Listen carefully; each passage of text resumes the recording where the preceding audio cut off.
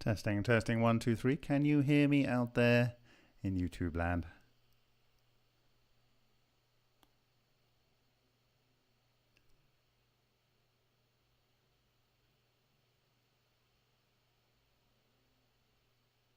Okay. I'm going to check all the other things have it as well.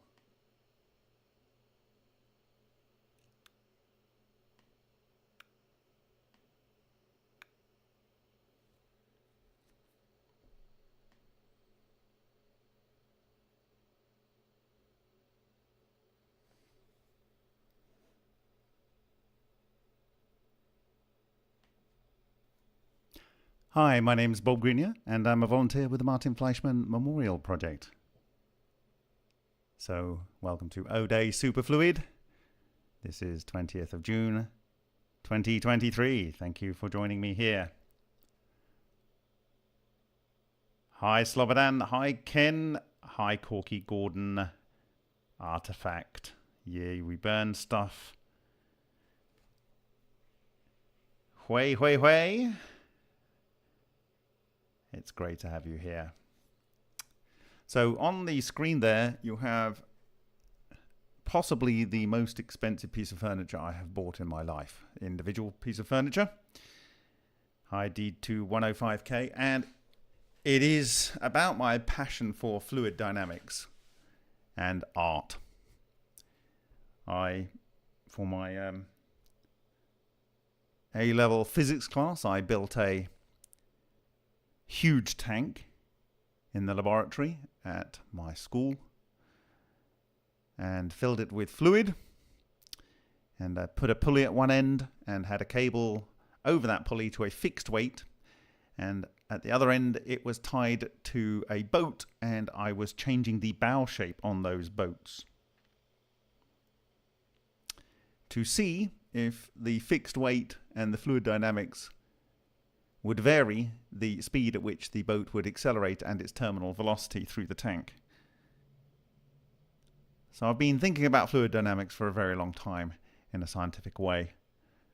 And this image, which should have been in focus, but that's my fault, is actually of, like I say, the most expensive piece of furniture I've ever bought. And it actually has flame maple, like ripples on a pond, coming in from the four sides of this structure, coming into a center where we have a large piece of burr maple, in fact nearly a whole root, and it has a droplet, one might say, aftermath, or something that might have left the water. And what you have in the marquetry around it are these splattered droplets that have come from the impacting droplet.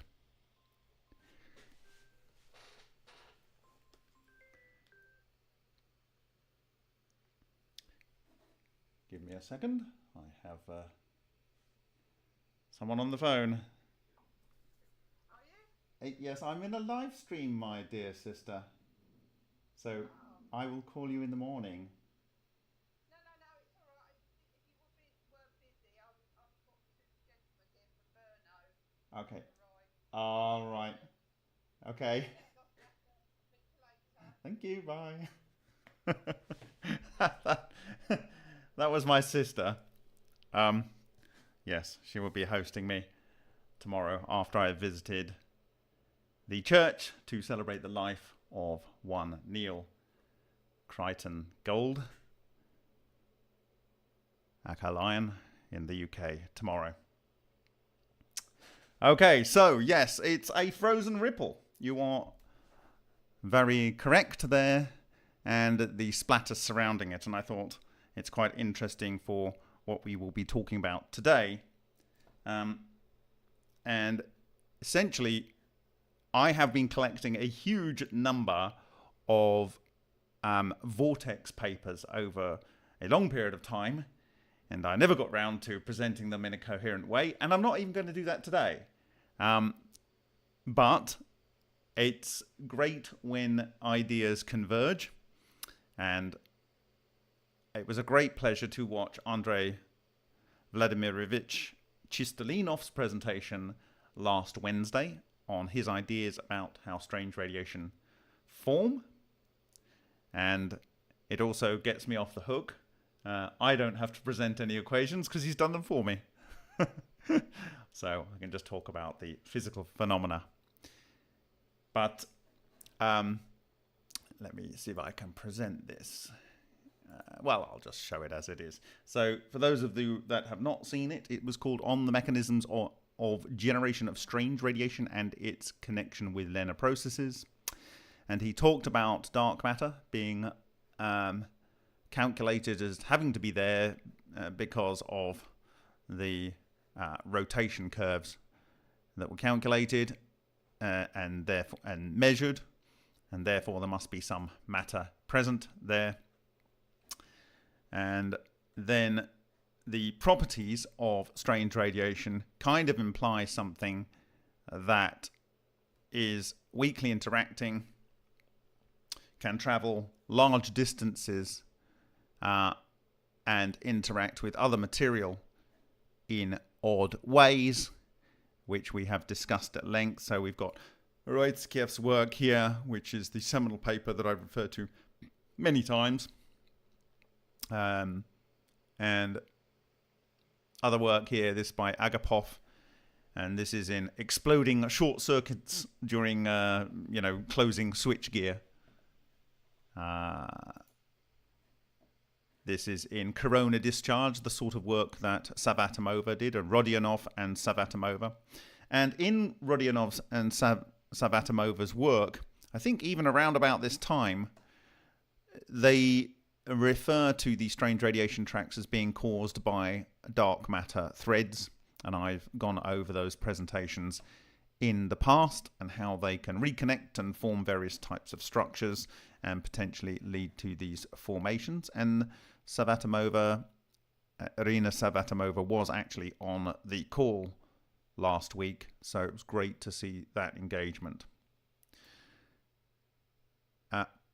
Other one here, different types of detection methods.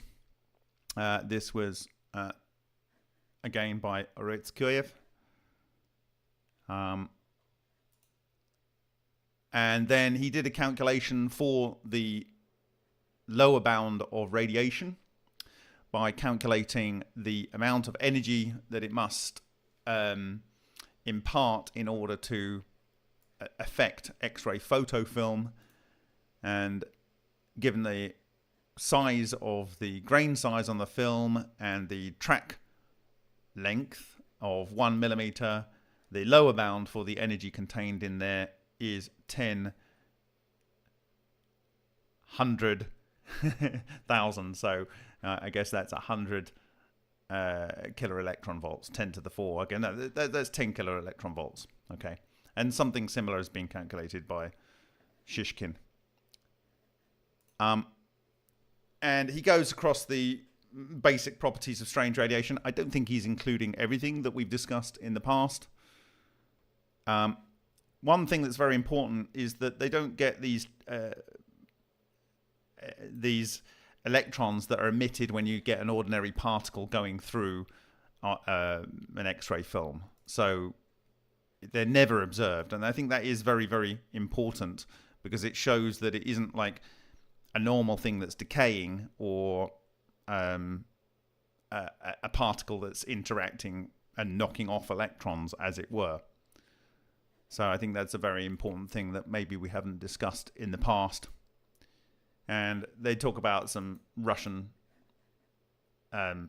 strange radiation publications here. Now, they refer to Solin's work in 2001, and this is his second patent. But I've shown that his first patent in 1992 actually shows the strange radiation track as a sketch, whereas the actual X-ray that produced that sketch is in his 2001 patent. So also it would appear that Ken Shoulders had taken images of, at least an image of strange radiation track without noticing it, possibly in the 80s or 90s using his SEM, but he didn't present that until I think around about 2006. We also have Adamenko here and so forth. So his fundamentals of his strange radiation model are that it's a manifestation of some new matter that weakly interacts with ordinary matter and is able to pass through it. So this is what I was saying previously. And he calls it this quintessence, i.e. it's like the fifth element. Dark matter in this case. It's contained in large quantities in dense atomic matter. It's already in there. Now, in the case of the work of Dubovik, Kurols, and Shishkin, they are arguing, yes, it's in the dense matter, yes, it's in the environment in space generally, but it's actually contained within atoms themselves. The type of matter that is largely referred to by Chistolinov here is something that's in the matter, not necessarily part of the actual atoms themselves. And it doesn't really matter for the purposes of many of the arguments that we are going to talk through this evening. But Shishkin, Kurols, and Dubovik, hopefully he's still alive, I don't know, he's very ill. They're of the mind that there's already condensed matter in the atoms themselves. And Chistolinov is saying not necessarily that it's in the atom, but that there is already condensed, a condensed phase of this matter in ordinary matter. Now, these are the standard sort of alchemical, sort of earth, water, air, fire, so on, and referring these as solid state, liquid, gas, and plasma, which is a nice way to put it. And he's saying, what is the fifth element here? And he says that the fifth element is a Bose condensate. And this is the quintessence. Now, Ken Shoulders says EVOs are ubiquitous, i.e. they are absolutely everywhere. So, and he also says and refers to it as effectively a condensate. So there's a lot of lining up going on here. In the case of Parkhomov referring to relic neutrinos, there's a lot that says that they're all effectively at the same temperature throughout the universe, and therefore they're the same thing at the same temperature, and they are one Bose condensate. So a lot of these thinking is lining up, and as I've said in the past and was in my January 2018 O-Day slides, it is chi, it is prana, it is effectively the connective tissue that links us all together and one with the cosmos. And so he had a little bit of a talk about how this is in Eastern tradition, and it's very interesting that I found out last week that the Nobel laureate Brian Josephson believed that it was important to connect Eastern traditions with coherence, and for instance his expertise of quantum tunneling in the Josephson junction. And so I think if you study this long enough, it becomes inevitable that you will go down this path. So as I have said for an extremely long time, I didn't discover anything. I had a realization, and it takes longer for some people to have this realization than others. Sometimes you just get it very quickly because of your prior experience. Sometimes you need to physically see it occur before one can accept it.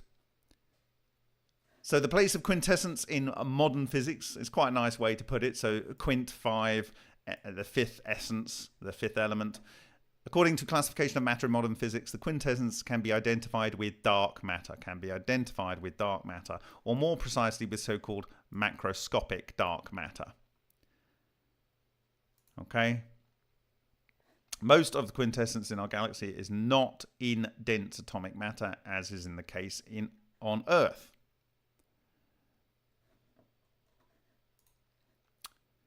Consistency of the quintessence model with accelerator experiments. So he goes into some details here. I'm not going to do that.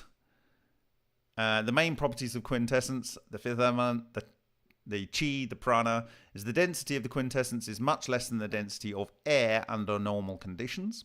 The quintessence can pass through air, and dense atomic matter experience only slight resistance.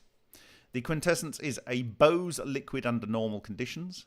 There are micro-inclusions of solid phase of the fifth element in the Bose liquid phase. So what he is arguing is there is not just the Bose liquid, but there is a solid. So is this a super solid? I mean, it's one beyond Bose liquid, so it's in phase, but is it in phase where, you know, the temperature is 0 and it becomes a solid? The kind of like movement of the matter is frozen in space. Is that what he's referring to? But it's an interesting concept. The quintessence fills all dense matter on Earth's surface, and its boundary coincides with the boundary of dense matter under normal conditions. So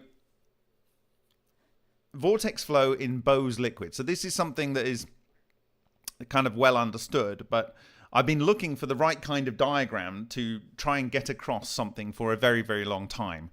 And the diagram on the next slide, it really kind of came home to me.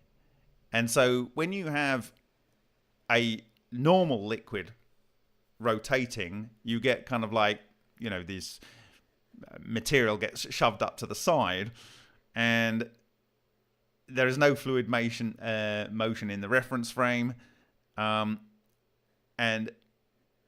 you get the peaks on the sides here, as it were. In a Bose liquid, you actually have these substructures that set themselves up within the rotating fluid. So it's saying Bose liquid rotating with a vessel, the rotation of the superfluid component occurs due to the appearance of quantum vortex threads, which are preserved in the rotating frame of reference. Okay, so the chamber is rotating, the whole thing's kind of rotating, except you have these vortex threads that occur. Now, this is a 2D slice. And if you bear with me, I'm going to talk about what I believe is a 3D structure. But I wanted to find it, but I didn't find it. But I'm going to try and find it now. So just give me a second. I'll put you on the holding frame.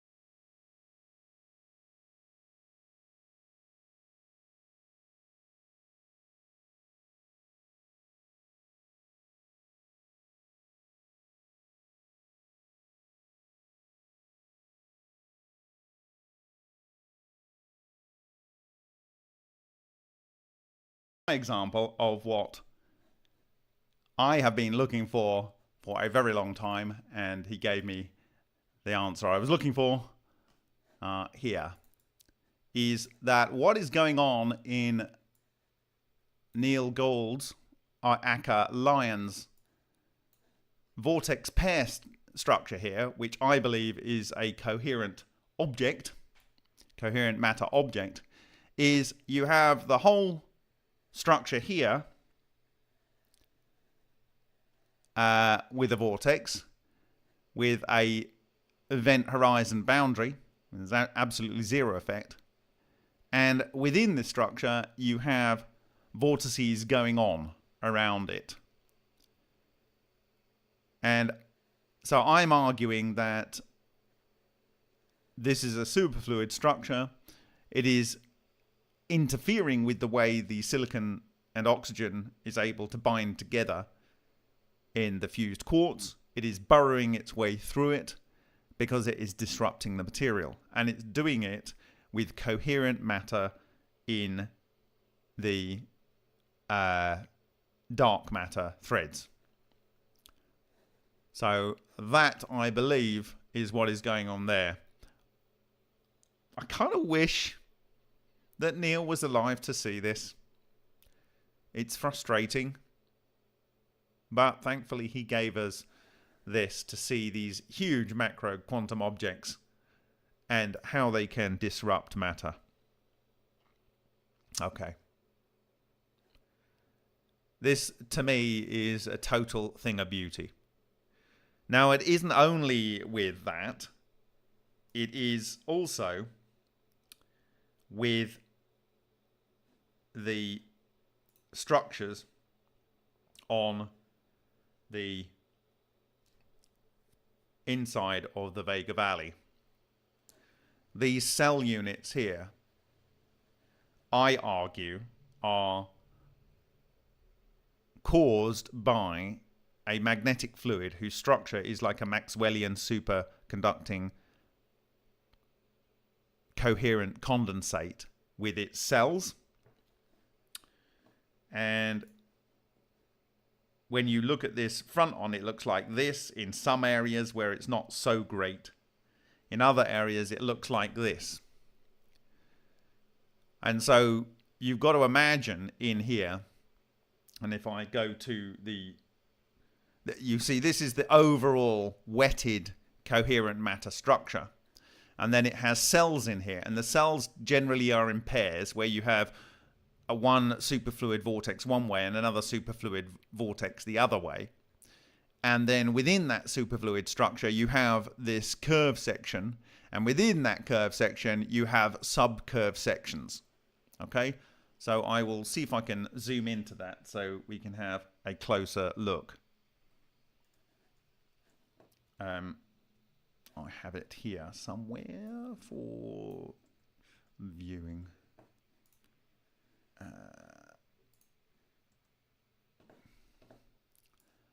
Yeah, so here.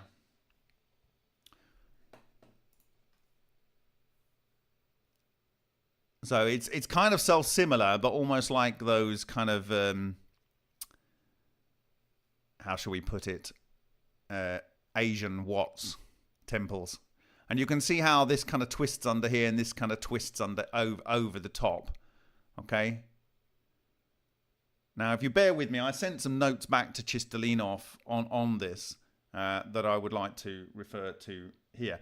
And as you know, when you go into these very, very fine substructures, they are very pointy in an array.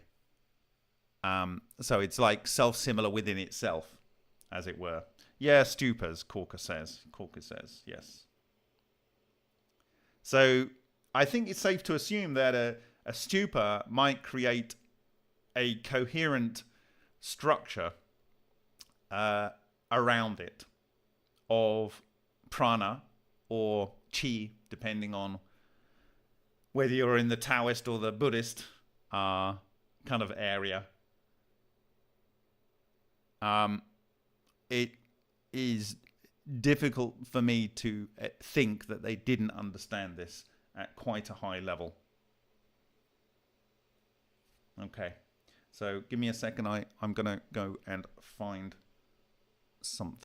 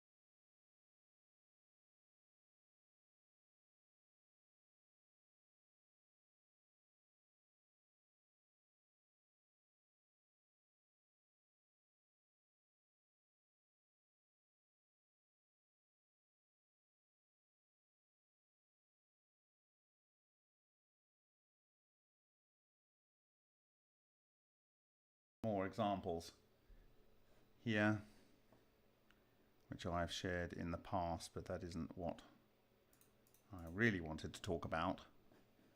What I really wanted to talk about is this, which I shared on Monopol's ball lightning, EVO's coherent matter and strange radiation on the 5th of September 2021. For those of you that were unlucky enough to have waded through this presentation.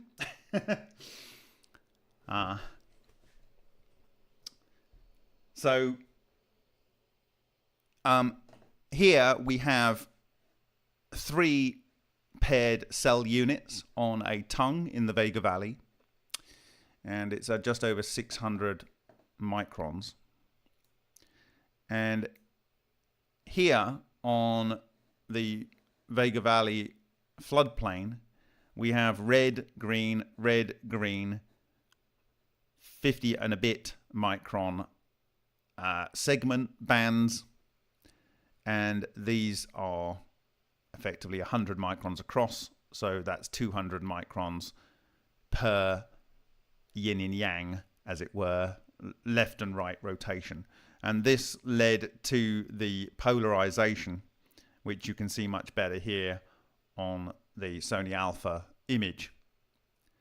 And so, and I've shown in other presentations how this is equivalent to the 1860s kind of prediction by Maxwell, which is in supercomputer calculations. But here we are seeing how it has affected the copper such that when light falls on it, it certainly, in my view, polarizes the light so that both the Dynalite and the Sony Alpha pick up bands of red and green, which are of this scale as identified here.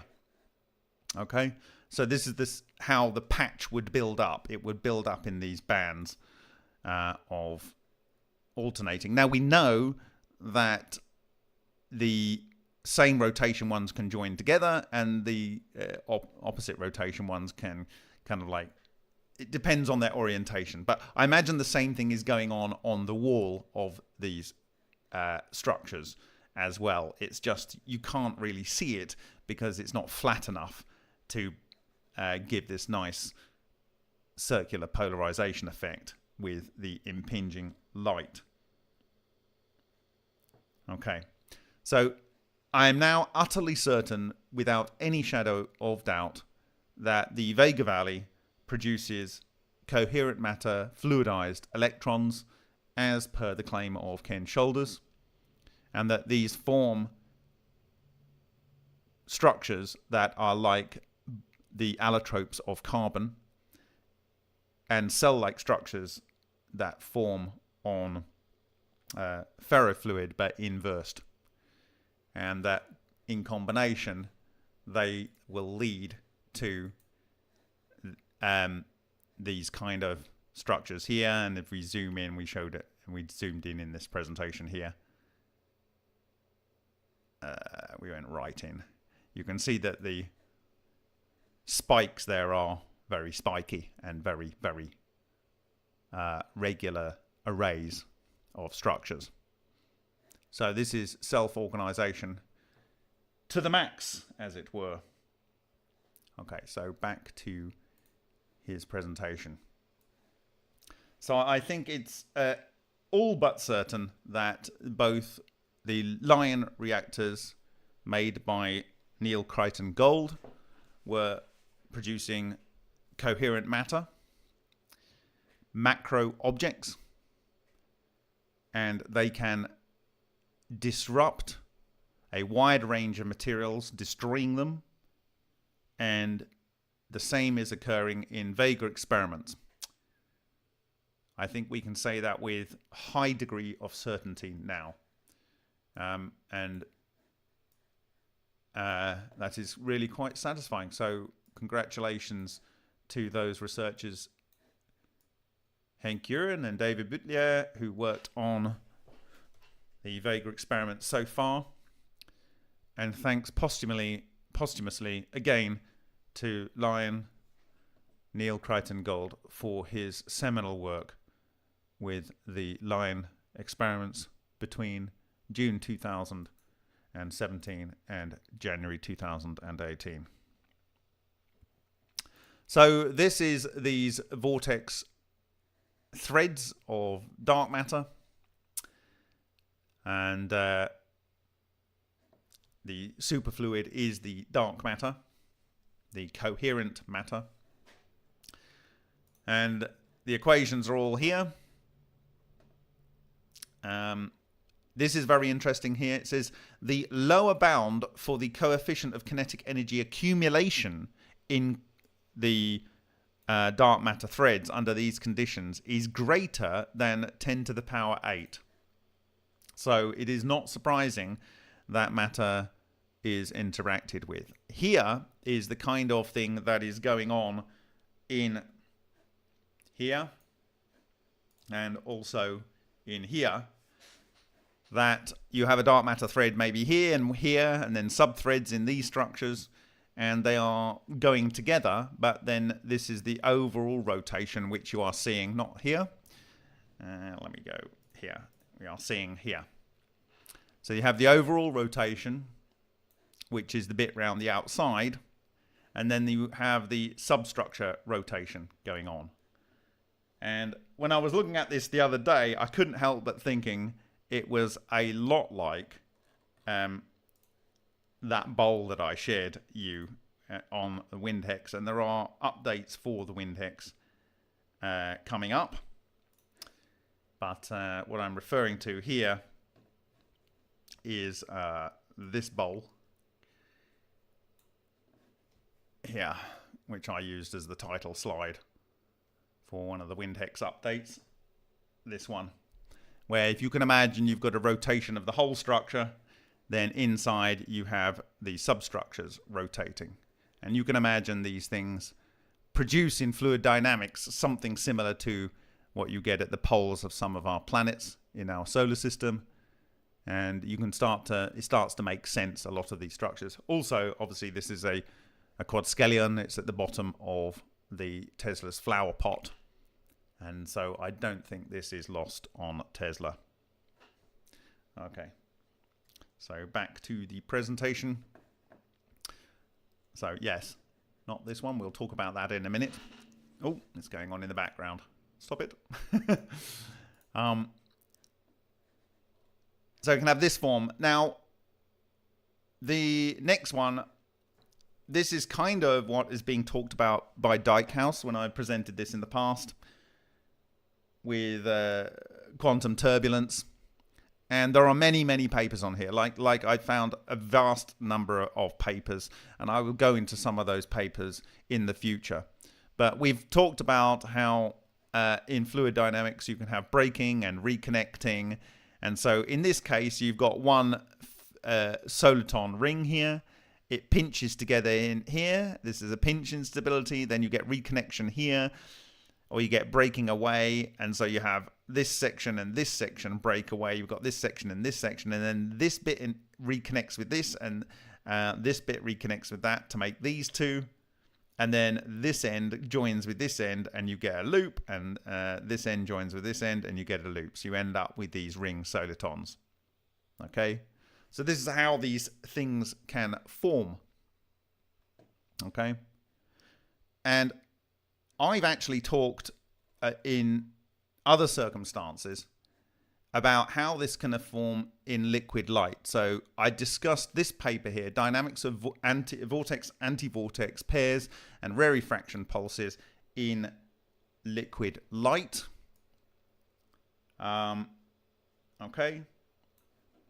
And the key image here is this one, where we have a soliton here, a ring soliton, but here is a rarefaction pulse, and here is kind of a flat, not very good rarefaction pulse. But even a rarefaction pulse can lead to a kind of soliton type structure.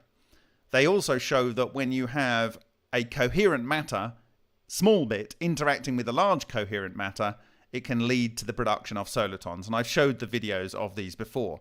I've also shown the fact that when you have a rarefaction pulse, that is like a scalar punch into water. So like, imagine you've got a body of water, yes, and you punch it from this side, That is a rare refraction pulse, okay? And that is what's going on in ultra experiments and in solids when they are vibrated with sounds, okay?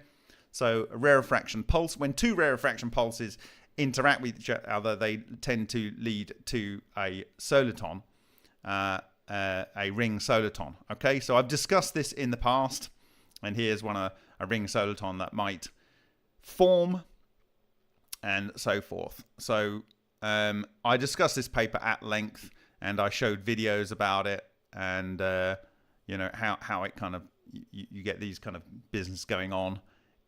But again, this is coherent light. It's liquid light, if one can imagine that. Collision of rare refraction pulse with a vortex-anti-vortex pair.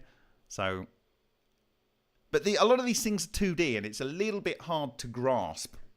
Okay. So, I found another paper here, and it's from Physical Review B, volume 65, 174518. It's evolution of rarefaction pulses into vortex rings. Now, this is particularly interesting to me because I lose my mugshot and go a little bit bigger here. The recent achievements of Bose-Einstein condensate. So remember, this is 2001 that this was received, and the condensate, I think, was in 1996, around there, 97. In trapped alkali metal gases, has stimulated tremendous interest in the dynamics of Bose-Einstein condensates. From the first BEC experiment attempts were made to create trapped quantized vortices, and successes in this direction have led to an intense theoretical activity in study of vortices, their structure, energy, and stability. Over the years, many different methods of creation of vortices in trapped BECs were suggested and implemented. Recently, vortex rings were generated in two-component BECs by the decay of dark solitons through snake instability. Okay, anyway, so what they're doing is they have a simulated here Bose-Einstein condensate of, I think, liquid helium, and they're doing a rarefaction pulse from one side and the other, and they're colliding in the center, and they lead to the production of a regular array of ring solitons. Okay? Ring solitons. And down here you can see they explore it. I will share the links in the references for this live stream on remoteview.icu. But again, here they've got like a more 3D representation here. So you've got your rarefaction pulse, and it leads to these solitons that dissipate out into a sound wave. But this is just one rarefaction pulse. I have talked about rarefaction pulses in my presentation in C.I.C last year. And I called this presentation Ultra, a simple, quick, and repeatable demonstration of the Lena process. And I introduced the singing bowl with the water splatters, and the fact that, you know, here we have our two vortices with our little tail that comes down to our disruption zone down here in the indium. But the key point here was what it does sound in liquid and sound in air. And here you have an ultrasonic horn. Now, the ultrasonic horn producing the sound is at the top, okay? And typically when you look at these in water, it produces a cone that comes down to the center. And that's probably because there is some circular wave that comes round, and kind of that has to come down to a point. But from that point on, it kind of travels down. But here you can see you have effectively a phase conjugation. And so the sound is coming down here and it's bouncing straight back. So you get a standing wave. And in the standing wave of this wave, which is a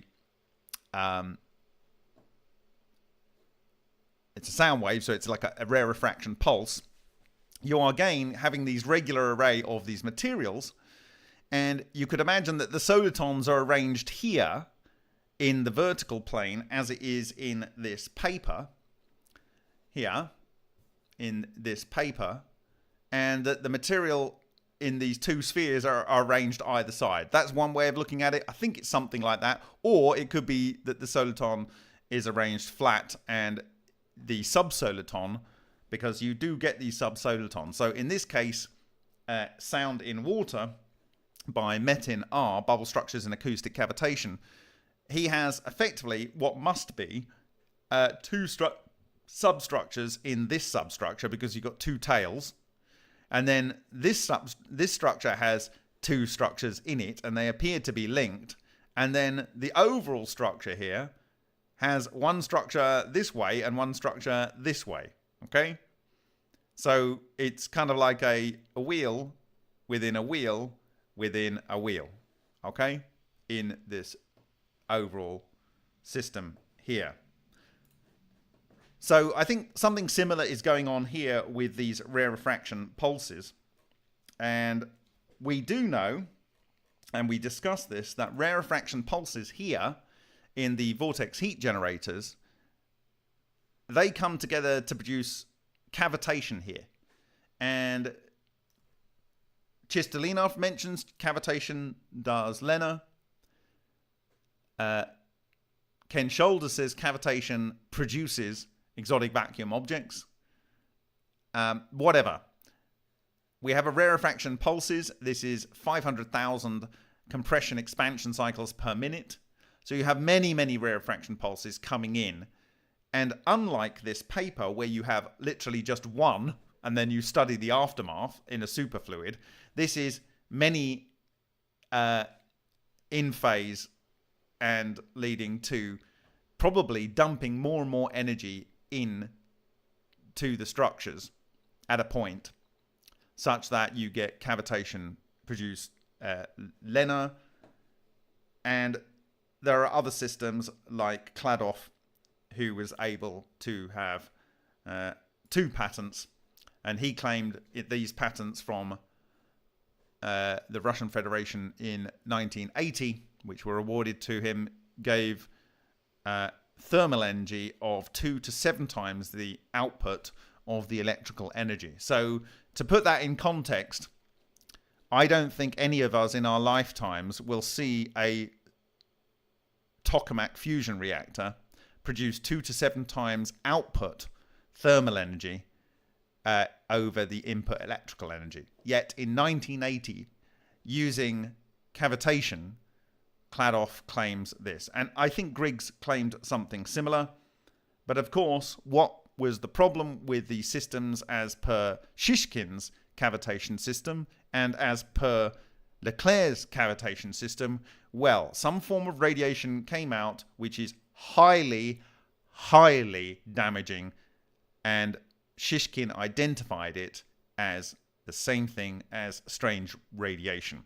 So yes, cavitation is producing this type of radiation, highly penetrating radiation, which is sickness inducing. And we showed all manner of things where these are occurring, okay, in that presentation, okay. And additionally, we showed that we are producing impact marks here by Bostic. We produced similar impact marks with Henk Uren's Vega experiment, and then physical manifestations of what I would refer to as collapsed coherent matter wave clusters, similar to this coherent matter fractal toroidal structure that was produced from a Bose-Einstein condensate. So you see how everything completely lines up. Okay. All right. So going back to the paper.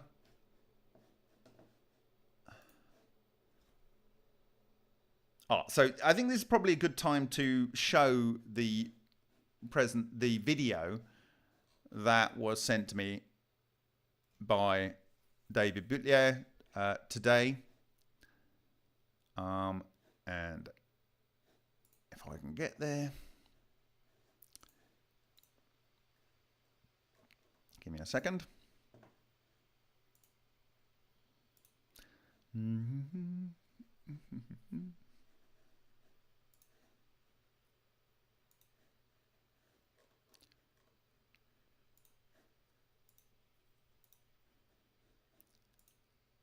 Okay. So here, I will do this in a window and talk over it. So this is a group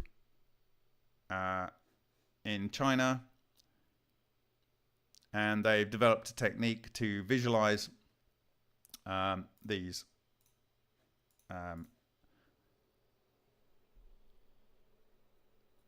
Bose condensate fluid, superfluid structures. And here is their idea of a vortex ring lattice, visualized from a complex scalar field, circulation extracted using their whatever. And this shows how it's building. Remove my mugshot. Probably keep my mugshot there just so I'm changing what the video is. Okay, and we'll go on. And in this case, I want you to look at this and see what happens here.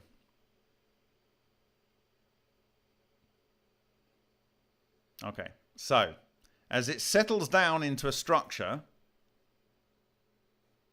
let's come down back here. As it settles down into a stable structure, the phase relationships here settle down, and what you're looking at on the left is the actual singularities, and it's a phase singularity. I'll be talking about this in my ICCF 25 presentation.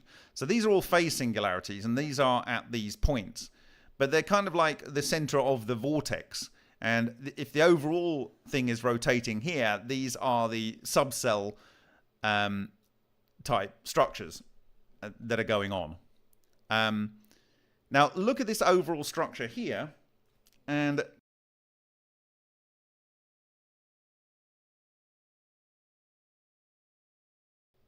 why am I showing you that? Well, if I bring it up here, which I have,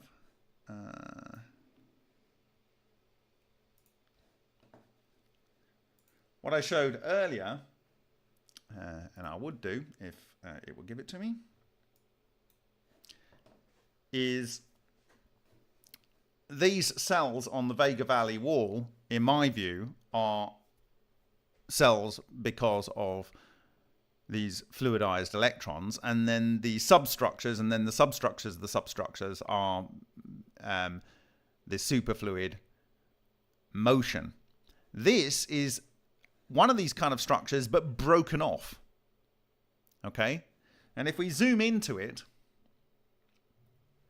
here, there are some cones that are broken off here with a hollow section in, and there's ones pointing up in this case, and then there are these structures coming in here.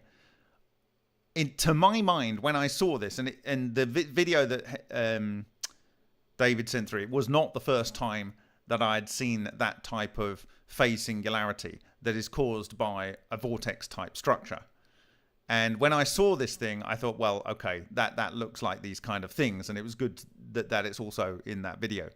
So I believe this is broken off, but because it's got a Bose condensate fluid that span around this thing, you're actually getting to see inside a physical manifestation of what is produced by the effect of these dark matter threads. Okay, so if I can maybe go back to the presentation now, this video actually, rather. We'll go on to the next slide here. No, we won't do that. Sorry. Oh, you're gonna love adverts, haven't you?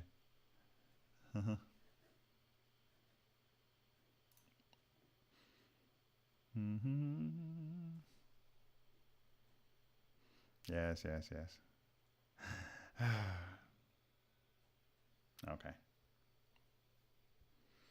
In this case, you might be wondering, I think I've seen something similar to this. I'm sure I've seen something similar to this. Haven't I? Where have I seen it? Okay, all right. What am I talking about? I am talking about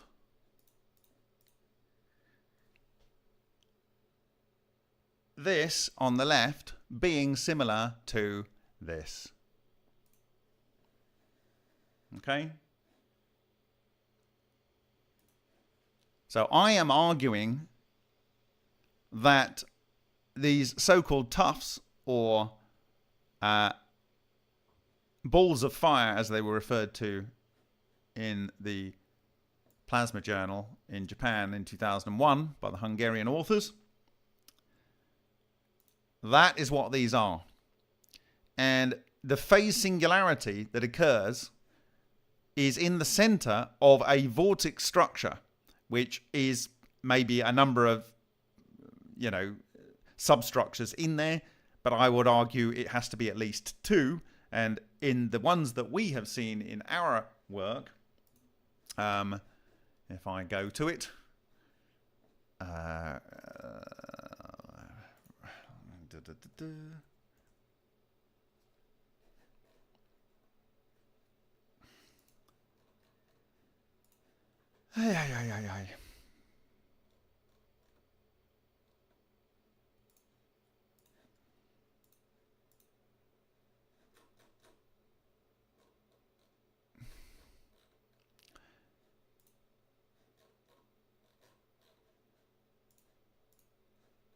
We have seen these organized by Henk Uren's Vega experiment like so, but we've also seen them like so and wetting into each other.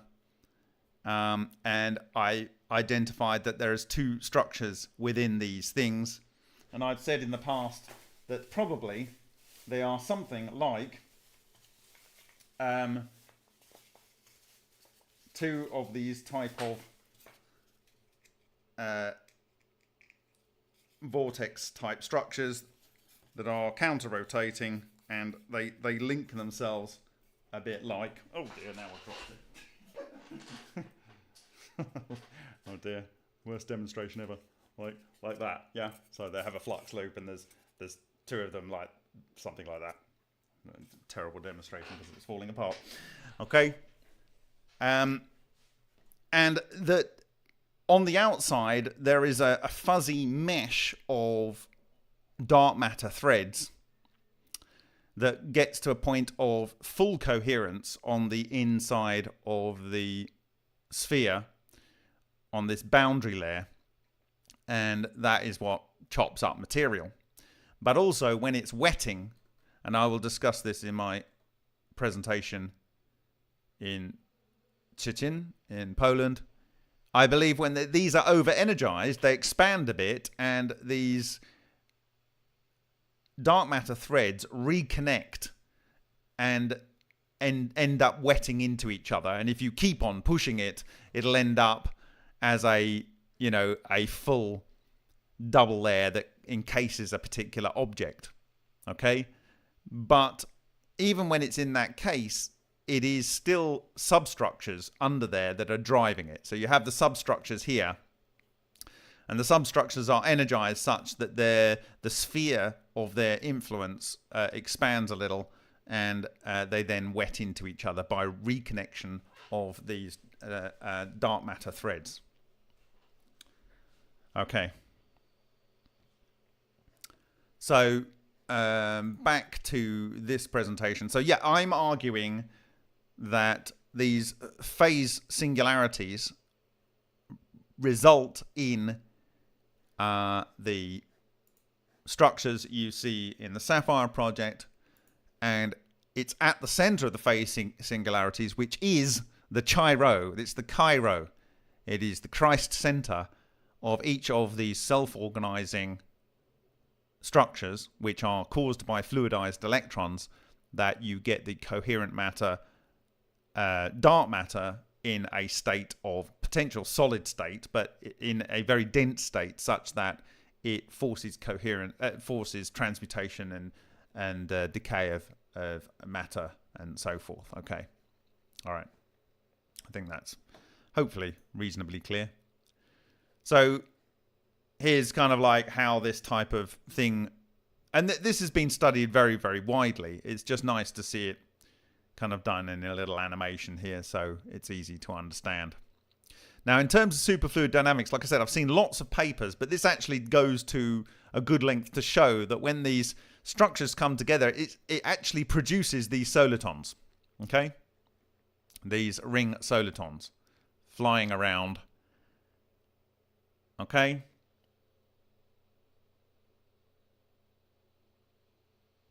And you've got to imagine that this is dark matter that's freely able to move around within dense matter, and it's a superfluid anyway. Some other examples here. This is what you call energy emission by vortex reconnection. So when there's a reconnection of the vortex, there's actually some kind of energy emission.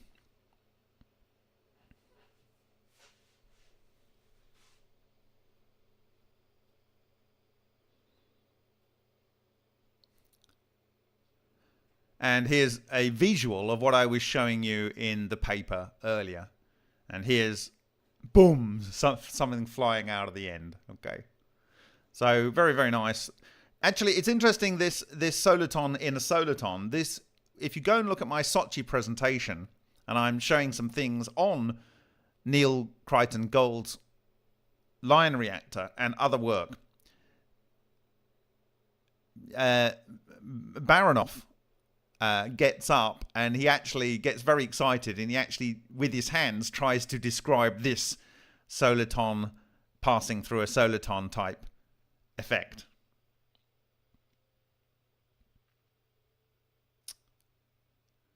This is the kind of thing that is talked about by Dijkhuis, and I referred to it as the kind of ball lightning. And you can imagine that this is the kind of thing that's going on in that double fuzzy layer, boundary layer that I'm talking about.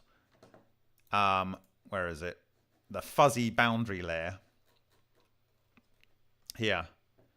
You can imagine that in this area, that's what's going on. And that is the thing that interacted with the copper in the 15 millimeter rather cut in the copper that I referred to also many times. Okay, and these would be these vortex threads in the material on that layer. Okay, so it's all coming together really rather nicely. It's a very satisfying process when it comes down, when we get down to these kind of things. Okay, so what you just saw in that video there was, you know, two things coming together and reconnecting like this. They literally had exactly that going on.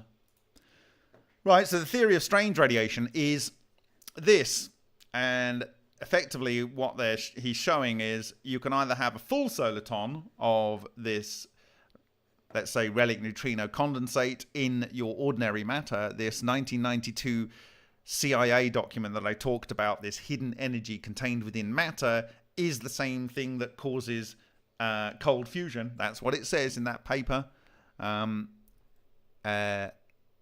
That was declassified in 2017 that I shared on my Steemit blog.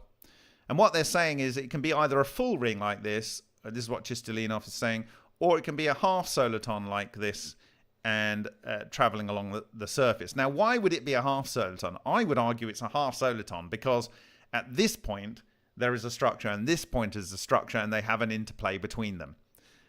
And so it actually locks on halfway through. I've argued this before.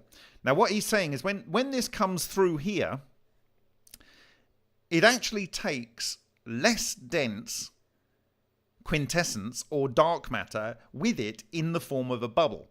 So it's coming along here as our ring soliton, and it literally grabs a glob of dark matter condensate. Now, you can imagine if you had a system that was able to produce a lot of these things, I don't know, like a spark gap or a gamma source impacting something, then you could project these things into a sample, I don't know, something like a piece of aluminium, and aggregate them, and you might end up with something like this going on. Yeah? Because you keep pumping these things in, you keep pumping these things in. Okay? From a distance. Ken Shoulder says he didn't initially know how these things could enter into matter. Well, they can exit matter, they can carry extra quanta of relic neutrino condensates and put it into other matter. And when it does that, if you get too much, it could disrupt the way electrons bind together. Okay? Because according to Shishkin, Karols, and Dubovik, who talk about the fractal toroidal structure in their magnetotoroelectrical radiation, which is effectively what you're seeing here, and if it's got any ions carried with it, then it's a magnetotoroelectrical cluster, or exotic vacuum object in the white mode, then that is contained within matter, and matter itself has a soliton of this structure in and pulls this stuff in. If it pulls in something more dense, then it actually keeps the atom structures balanced, the electrons spinning around the nucleus with its relationship with extracting and dumping energy to the coherent matter condensate of what they call background neutrinos, which are the same thing as relic neutrinos. Okay? So what you have is a destabilization of the balance within the ordinary matter. You have an oversaturation of the quintessence, the fifth element, the dark matter condensate, such that it ceases to be, let's say, an ordinary metal lattice. It's over-energized, and it has to shed that energy. Now, you can shed that energy by grounding it. You can shed that energy to the environment, potentially as photons, or you would have to eject strange radiation quanta in order to rebalance the ability of the matter to be in the solid state. Okay? So essentially what we're talking about here is an explanation for the Hutchison effect. So departure of quantum vortex ring from the surface of quintessence. Okay, so at the surface, it pulls off a globule. And he wonderfully shared with, in this presentation, something I've been looking for a long time, a partial explanation for what goes on in the solitons leaving water in a singing bowl.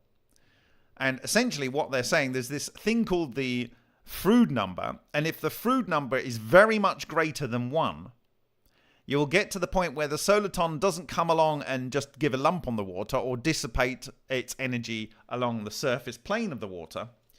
It will actually move up, and if you can imagine the soliton here, and these are 2-point solitons, but they also say similar results were obtained experimentally for the case of a vortex ring. So imagine this is a full vortex ring with your structure going, moving with fluid around like this and moving fluid around like this. This then pushes the fluid in like this until it produces a kink or a pinch instability, and it pinches off the bottom, and basically the soliton keeps going and travels up into the air. Okay? Now, this is where I like to bring in the combination of what I've been talking about. So, if you are producing rarefaction pulses into, let's say, a metal, in that metal, you will stimulate electrons to be stressed. And as those stresses interact, you will get the production of regular arrays of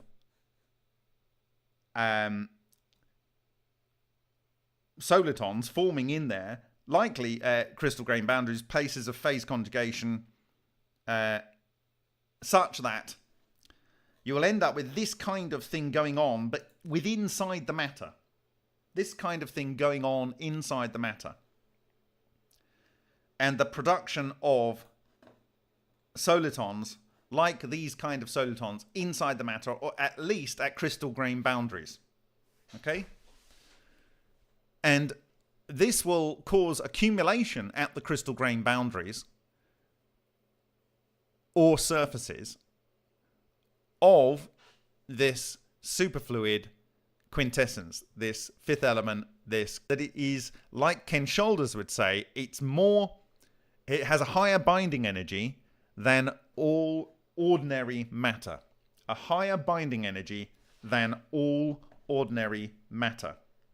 And specifically, what Ken Shoulders said, if I can get to it, he said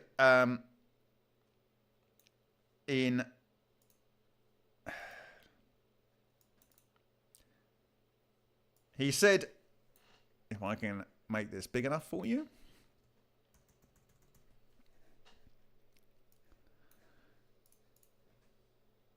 He said in his document Projectiles from the Dark Side.pdf, visualization of homemade weakly interactive massive particles, a form of dark matter, has been made possible through the work of Shoulders, Hutchison and Podkletnov. These entities are shown to be composed of EVOs reordered to their black or invisible state through cancellation of their express charge and mass. Their utilization portends many new aspects of technology involving penetration and interrogation of previously denied regions of material, as well as detailed exploration of at great distances due to their particle probe nature, thus obviating the need for inverse square laws of propagation.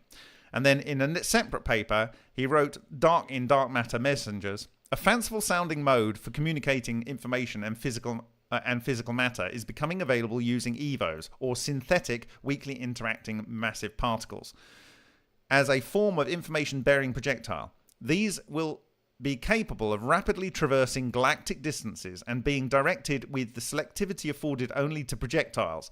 For all intent and purposes, it is a homemade miniature black hole that has temporarily swallowed ordinary matter as information, and that will regurgitate it later upon proper association with another of its kind. This is definitely teleportation, but it is not yet telekinesis of the psychic kind. It is an extremely selective process, but one needed when transferring information throughout the very noisy universe, and it is certainly a great improvement over electromagnetic messaging methods. And here again, I'll reiterate this point. Additionally, the binding force discussed here is consistent with published dark matter behavior and probably is dark matter based. Dark matter based. It is based on dark matter. The EVO is based on dark matter. That is what Ken Shoulders said. Okay. So dark matter in the material, you can either inject it in condensed clusters, or you can cause the dark matter that's already hidden in ordinary matter to coalesce, particularly at crystal grain boundaries and at surfaces where you get automatic phase conjugation. Okay, so I now will go to the video here, and I shared this a week ago, a couple of weeks ago. I tested a whole series of singing bowls, and the phenomena here are extraordinary, absolutely extraordinary. It's not just the water lifting out. The water seems to float around on the surface. Some of the water droplets coalesce into other water droplets and continue to float around on the surface. Some of the water droplets will move into each other and then immediately repel each other. Other water droplets will group into clusters.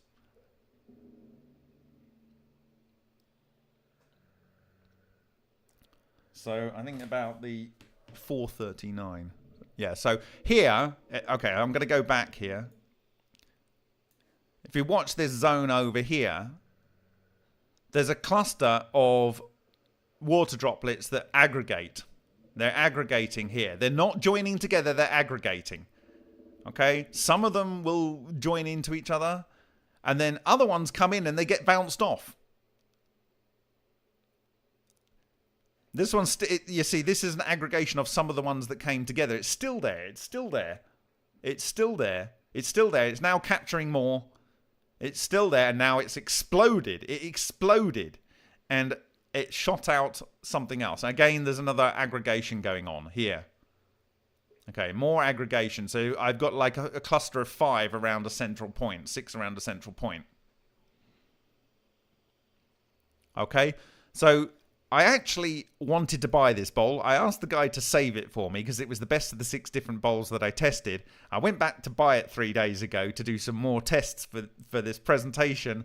And unfortunately, he sold it to someone else. He got my understanding wrong because I wanted to use a much better camera, getting very much closer to this and do even higher frame rates at higher fidelity to settle this. But given the fact that in the intervening time, Chistolinov showed his presentation and I worked with him to translate that, I'm going to just talk through a couple of points here that I think these aren't fully formed thoughts, but I'm going to tell you them anyway. Right? So, right, let me go here and like that. So,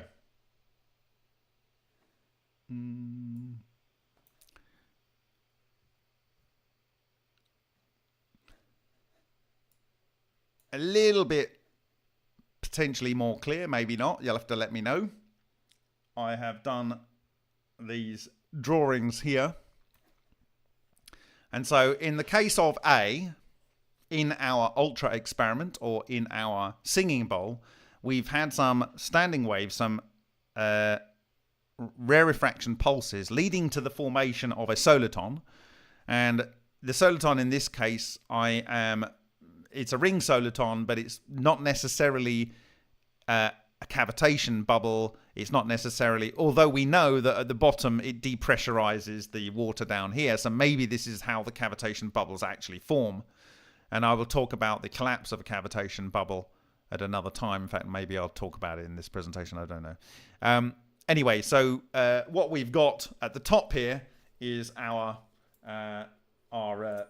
Tesla symbol, our Ukonopasara. There we go. That's the bit with the bit that goes down to the bottom of the Sothic triangle. So that is kind of the shield, the strong shield that is produced in the soliton structures. And so that comes up, it's traveling in this direction up towards the free surface of the material. In this case, it's water. And as it approaches there, it starts to move into it, causes a lump in it. If the Froude number, whatever it is sufficiently in excess of 1, and then it starts to neck up, and we have like our scream look here.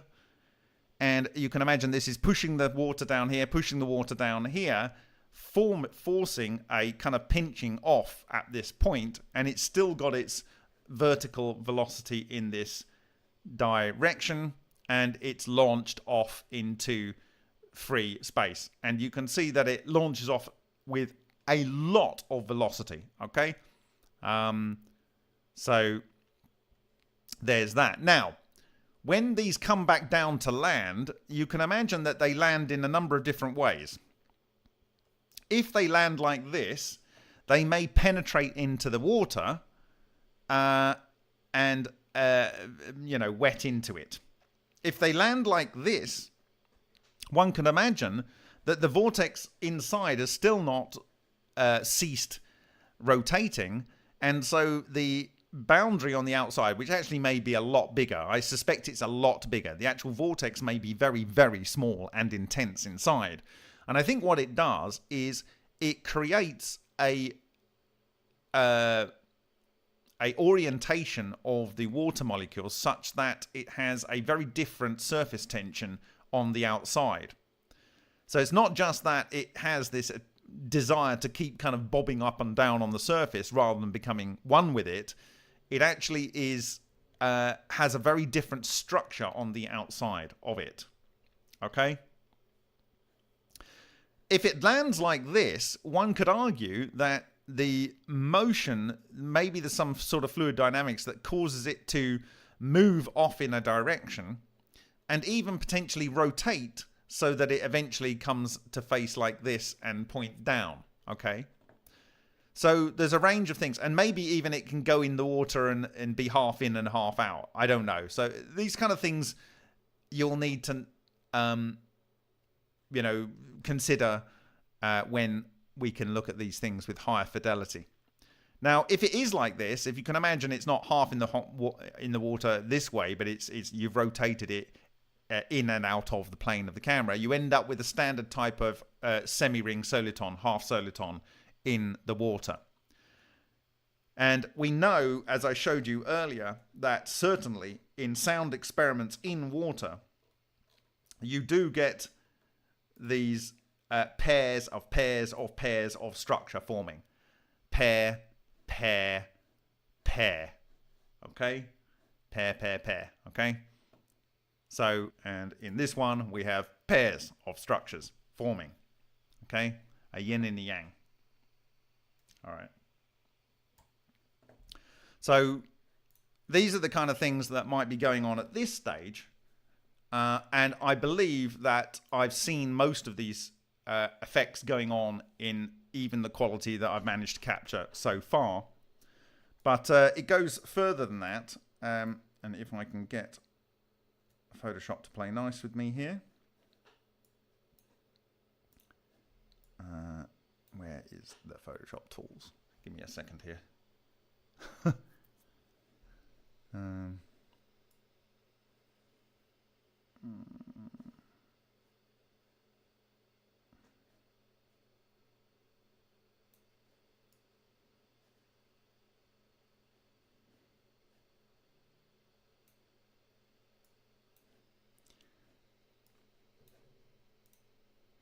I haven't done this very well, and I'm sorry, because I just wanted to get it out the door. And I'm just kind of like, this is thinking out loud. But I have considered maybe that if you get structures that come onto the top of the water like this, and they have their overall kind of self-contained little bubble, they could self-organize. You can imagine that they'd want to attract each other, and then when they get close, they would kick each other apart. So this is like self-organization. In this case, if they're oriented like this, one might go in and just blend into the other. Okay? When they're coming like this and they are the same type, they would disrupt and maybe form smaller structures. And this is equivalent to, you may have seen the blue and the red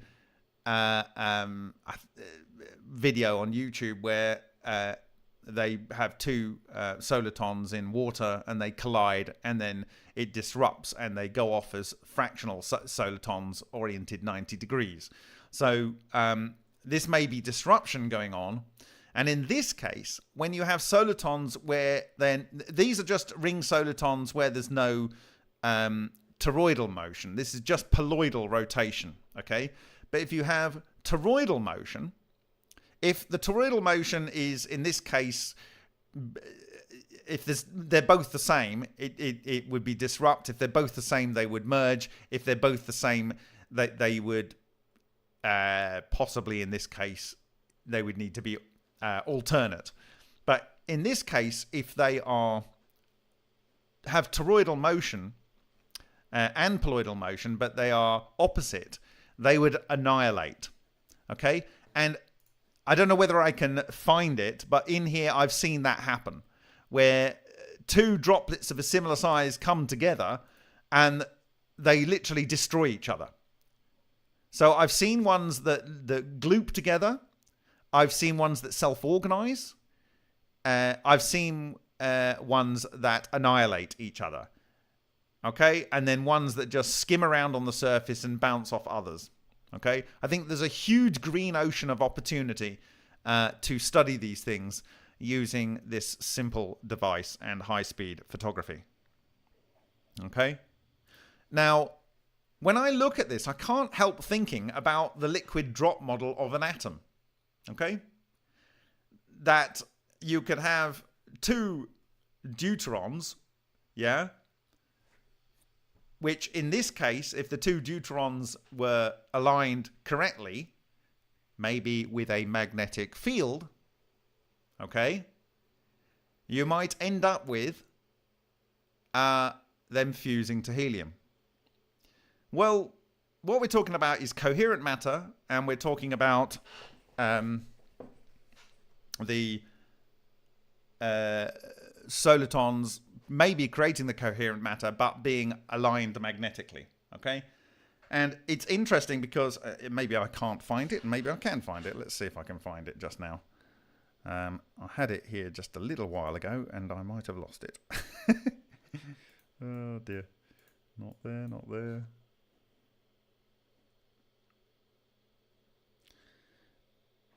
There was some work done by Francesco Celani back in the early 2000s that was recently shared on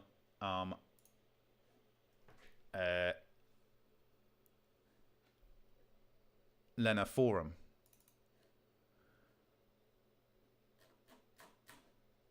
I don't know whether I can find that, but we will look at it maybe.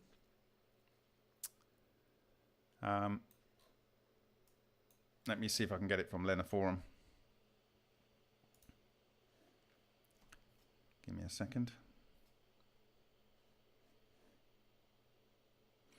So in this work, what they did is they used liquid nitrogen to cool down deuterium gas to around about liquid nitrogen temperatures, which is absolutely not liquid deuterium. Okay, and they used a magnetic field, and they saw neutrons emitted, or something that registered as neutrons with the equipment they were using. And that is interesting because that is obviously very, very, very cold fusion. So let me see if I can find that.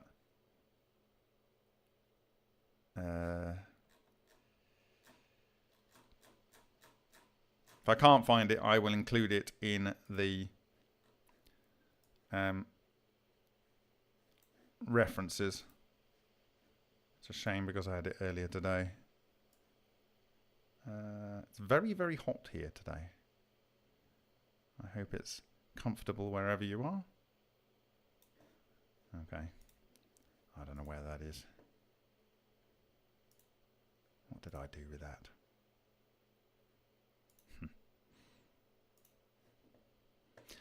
Mm-hmm.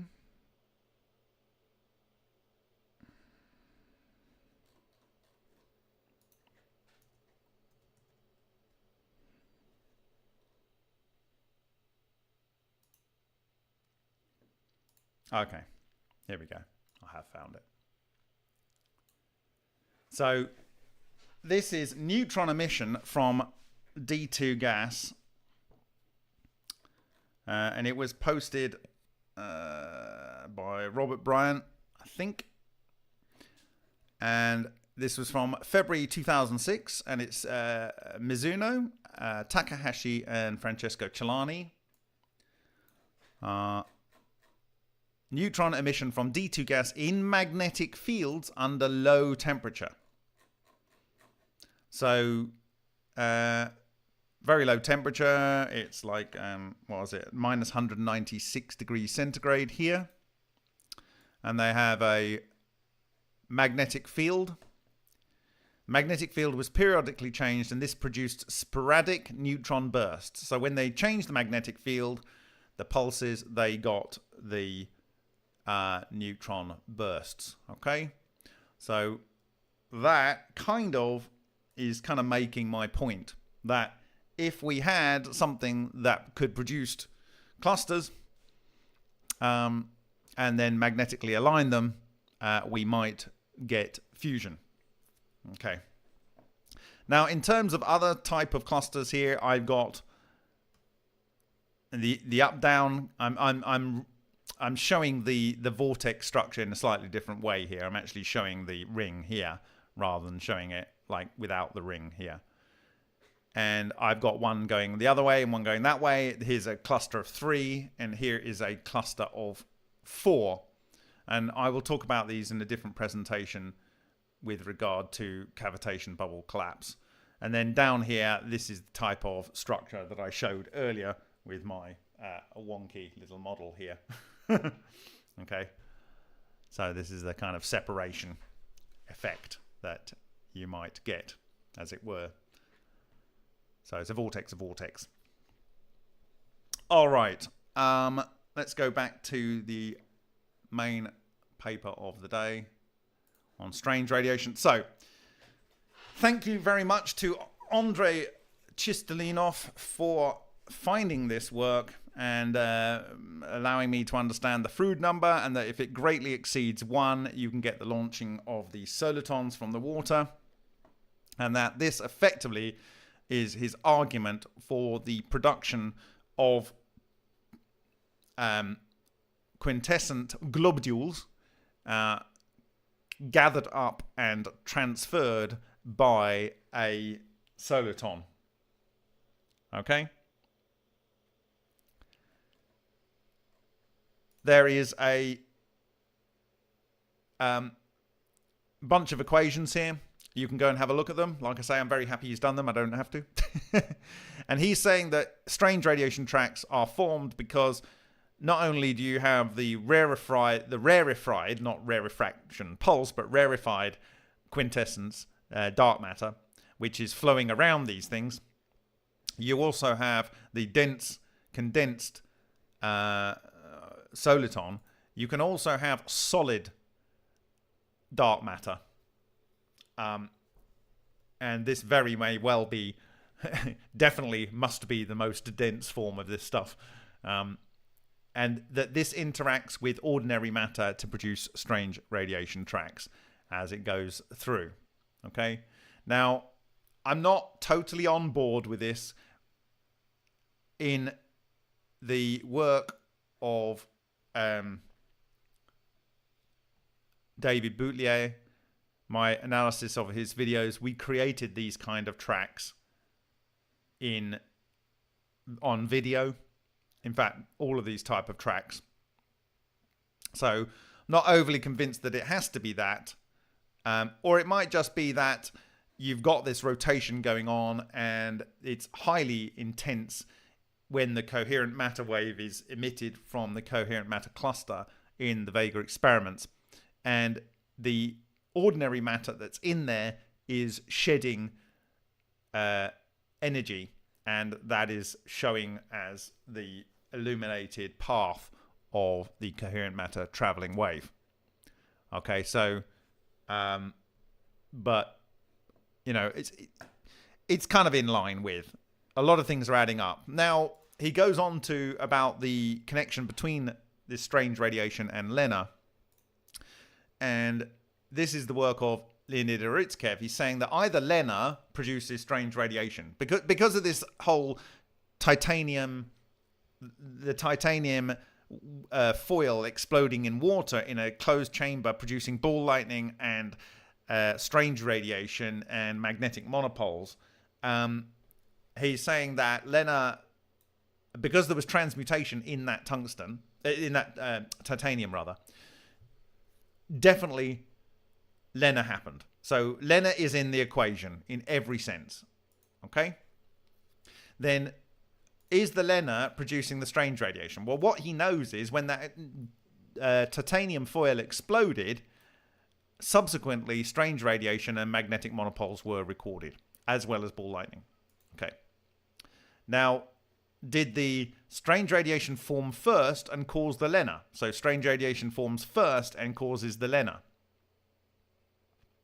Or, he says, there is an unknown reason that then produces the LENR and the strange radiation. Okay? Now, what might that be? Well, macro processes in dense matter lead to quantum turbulence, okay? And then this leads to zeta radiation. He's calling it zeta because that's not given a radiation name yet. And it looks a little bit like a strange radiation track, I guess. And they're giving that the term for strange radiation. So zeta radiation is strange radiation. And then Lena over here. So something in the dense matter leads to quantum turbulence, and then that produces strange radiation and Lena. It's the quantum turbulence that does the work. Okay? What is going on? Okay, so conditions under which quantum turbulence can be an effective source of zeta radiation and Lena. A high concentration of quantum turbulence in matter, or 2, high frequency of reconnections of quantum vortex threads per unit volume of matter leads to zeta radiation, Lena. But for Lena to occur, you have to have a suitable composition of substance for that to occur. So the Lena material might be hydrogenated nickel nanostructures, or it might be the lattice of a deuterated lattice of palladium with crystal grain boundaries and so on. And that this quantum turbulence leading to quantum vortex threads, which are your EVOs. Notice that the turbulence in the matter is in the dark matter, and the quantum vortex threads are in the dark matter threads that are in there. And as I showed you in that video that was sent by David Butelier, that causes lots of reconnections. They have energy pulses that come out, but also they produce these solitons of dark matter. They, according to Ken Shoulders, are a candidate for what an exotic vacuum object is, and they can lead to the Lena, but also to the strange radiation. Okay? This is one hypothesis. And then he goes on to talk about different methods of generating it. This is in superfluid helium. This is talking about... so this is where I have a huge problem with the work that was wasted $10 million of Google Group. Because they didn't have a thermal gradient. Okay? They didn't have a thermal gradient. And I specifically said that at ICCF 22... when, to the best of my knowledge, I don't think they'd even started the core part of their work, that they had to have a temperature gradient. It was critical to Pintelli's system working. We had already identified that it was in the wires of Celani, and when he insulated his wires, he had to create these capuchin knots in order to keep the temperature gradients in there. It was in the work of Alexander Parkhomov. But they did exactly the mistake that I criticized heavily when the Skinner, the Sidney Kimmel Institute of Nuclear Renaissance at Missouri, tried to replicate our glow stick experiments by Alan Goldwater. They put it in a brick cave, so everything became the same temperature. What they did with their experiments when they were replicating Celani wire, they put the Celani wire around a ceramic support with the heater in the middle. So everything was the same temperature. What they did at Google is they put it in this beautiful calorimeter that kept everything at the same temperature. Oh my God. Fail, fail, fail, fail, fail. And that is because if you do not have the temperature gradient, you do not get the quantum turbulence. Okay? Now, I didn't know that when I was saying these things, but what I knew was if you didn't have the temperature gradient, you did not have Lena. It didn't occur. Okay? Now I understand why. Okay? Epic, epic, epic failure. If they'd even paid attention to short public presentation I gave at ICCF 22, they would not have failed, in my view. If they hadn't tried to put some fancy calorimeter, that same failure over and over again. To be fair, until I'd made that public at ICCF 22 about Piantelli's patent, it is not disclosed in the patent. It's not disclosed in the patent. It was disclosed to us on Wednesday at the beginning of January in 2015 as a part of Project Fedora. And I made it public then. So they're talking about different ways to make quantum turbulence. And this is the shockwave method. David Boutelier tried this with the bullet, replicating the work of Baronoff and other researchers. There's the Usharenko effect, where you use a shaped charge, but you replace the copper cone with a load of sand, and some of the sand particles burrow themselves about 30 centimeters into steel, leaving transmuted material in their wake. And this is, according to Shishkin and Karols and Dubovik, because it causes the release of the material, these condensed clusters, toroidal clusters of dark matter in matter, and this feeds the process, so it continues to go. This is almost, if you accept that, it's the same thing that was going on in the Leclerc effect. Okay, and again here you've got some other system here, and these are the Abraskrov vortices. There's a link here, and these are the things that you saw earlier, and this is the pinning that you get, and they showed how you can use a laser and guide these things, and then they talk about a bit of quantum turbulence here. They say that it can be latent within intense effects, so there'll be potentially a lot of quantum turbulence in this impact crater in, I think, Arizona or wherever it is, and even in very hot and thermal gradient environments like lava and deep sea vents and so forth. Okay, so I think that without having, which he does not discuss, the self-organization into clusters, you cannot explain all of the types of strange radiation track, but you can get a reasonable approximation for a good proportion of them with moving toroidal vortices of dark matter, Acc magnetotoroelectrical radiation, Acc exotic vacuum objects, so forth.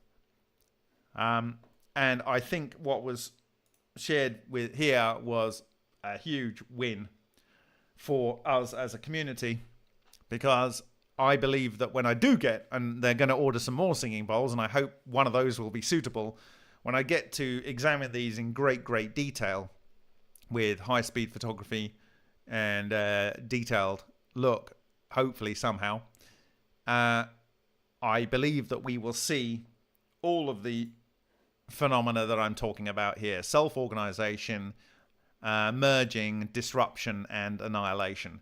And I believe, and I will probably go through this and pick out those various effects, because I think everything's already recorded here. It's just YouTube tends to mash these things up. So this is I think it's nearly a 0.8 of a terabyte video. I think I'll upload it anyway, and people can have a dig around in it and see these various effects going on. But it's very satisfying to see. I mean, just over here, you can't see it maybe on your screen, but they're bouncing around like little billiard balls, but then some of them, they'll hit each other and then explode. Yeah, gloop together. It's very satisfying to watch. A good proportion of them are the same size with the initial ones, then they gloop together into bigger clusters. There's a whole cluster here. Look, there's a whole cluster here. Now we know that there's a whole bunch of them here. Now they've all gone into one, and so you can imagine there's the kind of a vortex inside, and it has its starting velocity, and it can keep going for quite a bit of time. But when it dissipates its energy to a certain degree, it then fails to keep that organization of the surface tension or whatever's going on the boundary layer, which I think is something similar to what you're seeing when it's cutting a hemispherical hole out of stainless steel in the experiment, Omar experiment of Dr. Roish and Omar, which we did. So very, very satisfying. Such a simple experiment. And it brings together a lifelong love of water and the way water moves. And it's hydrodynamics, essentially. But the hydrodynamics are organizing the structure of the water in such a way that it has defined interactions, in my view, when these various scale clusters interact in certain ways, and also depending on whether they have toroidal vorticity. Okay, with that, I think that's probably all I want to say tonight. I also want to reiterate the fact that in my view, one of the big wins out of this whole process was finally having a suitable image to share that, in my view, totally proves conclusively that Neil Gould's contribution was to create a quantum macro object structure. Yes, it was created later in the work of Vega experiments by Henk Uren, particularly in the Vega Valley. But what we are looking at here, in my view, on the right is a Bose liquid with the vortex threads forming within it in a 2D cross-section. And what we are looking at here on the left is a macro quantum object. This is a dome structure that's eating through it towards the camera, the fused quartz. It hasn't gone all the way through. And it has sub vortex flows, which are going in the same direction as the overall coherent structure. Okay. And the Vega Valley here, I believe, is showing the same thing going on in these paired structures here. Now, when it comes to ball lightning, forgive me, the person that sent me this the other day, but they sent a link to a video which was coming out of this paper, and all these papers are freely available, so I'll give the links to them. This is creation of an isolated turbulent blob fed by vortex rings. Okay? And so if you can imagine two vortex rings coming together and kind of in that video showing how the turbulence all interacts and produces different reconnections. In this case, what they did is they started off by having a plastic plexiglass blob, right? And they produced ring solitons through a rare refraction pulse through an aperture. Okay? And this then came together to produce vortex reconnections and form a blob of subvortex structures. Okay? So here we go, and it actually persists. Not only does the soliton themselves persist, when they collide and produce this blob, it actually made a tangle of vortex reconnections in the center of this volume of fluid. Okay? So it literally makes a ball of wool type structure in the center. And so you're starting to get something that is a little bit like a ball lightning. It's a ball of dark matter threads. If you can imagine that this took place in a scenario where you were able to hear dark matter threads. So if you had a situation where you were producing into a plasma, into a plasma, a load of plasma solitons into a central section, and they produced a ball, you might be able to produce a ball lightning like this. Okay? And then what is this? Well, it's kind of like a sapphire reactor when you have a anode in the middle and a cathode round the whole outside, right? Now, the Vega reactor, the entire chamber of the Vega reactor is the cathode, and the central bit is the anode. So it's kind of what we've got anyway in the Vega reactors. Okay? It's kind of what we've got. And we know we get, like, EVOs produced, these solitons produced, because we've seen the strange radiation tracks. Now, what is argued by Chistolinov and others is that the strange radiation tracks are only a small leave a mark are only a small proportion of those that are actually produced. Okay? Because some of them aren't carrying, in his understanding, solid quintessence, solid dark matter. So they don't bore their tracks. Right? Now we're going to have another presentation tomorrow afternoon, which I will share again with subtitles on the latest work of Alexander Parkhomov, and he will be discussing his thinking. But Parkhomov is working with Zhigalov, and Zhigalov has been doing deep studies on the work of Parkhomov and the strange radiation tracks he's produced. Here's actually how fine it is. So there is the aperture, and here you've got your flow in, just like we see in all of our things. This is the overall structure, the field around it, and then you have the actual vortex soliton ring is very, very tight. Very tight. Yeah? And they come in and they make this so-called ball, this scribbly ball here, which you can see here in these various plots. Okay? So I encourage people to look at this presentation.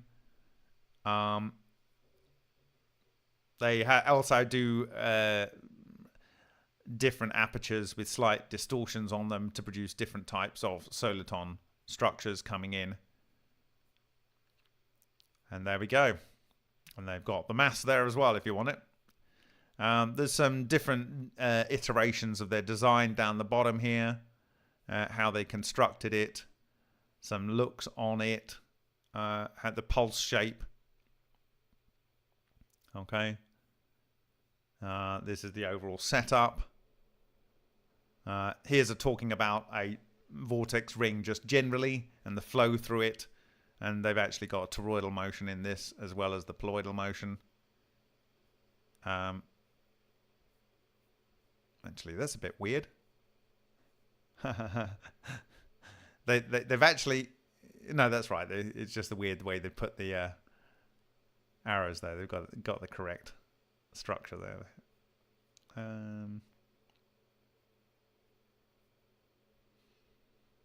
Yeah, and this is kind of how you do it. Now, I think that if you did this, what they've done, but you use the cavijet, you would end up with far more intensive vortex rings being injected. And if we are to assume that solitons and angular velocity and the speed of the angular velocity leads to the turbulence in the and particularly with charged particles, the turbulence in the dark matter, then might be what's happening in the wind hex. That until you get to a certain threshold, it'll just be things moving around and physically colliding. But if you can get the level of turbulence up to a level of intensity with charged particles, then you could end up getting into a state where the dark matter in that body starts forming solitons, which they then group together and then start interacting with the matter in a very, very different way, and causing it to fall apart in a very, very different way in the subtors in the fractal structure. Okay, so there's lots to think about, and who would have thought it was so well described by a many thousand-year-old structure like that. Yes. All right, I'm going to have a look at your questions now.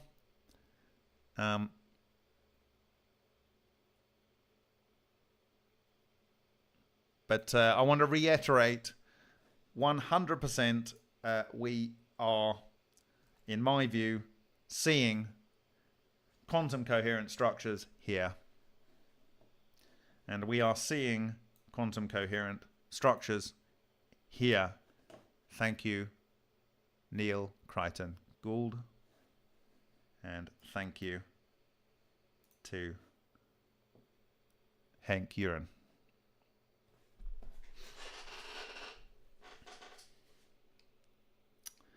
Okay, I'm going to see if you've got any questions. Hi, Daniel Foster. Hi, Baron Arcanus. Hi, David Butlier. You just got here. It's just at the end.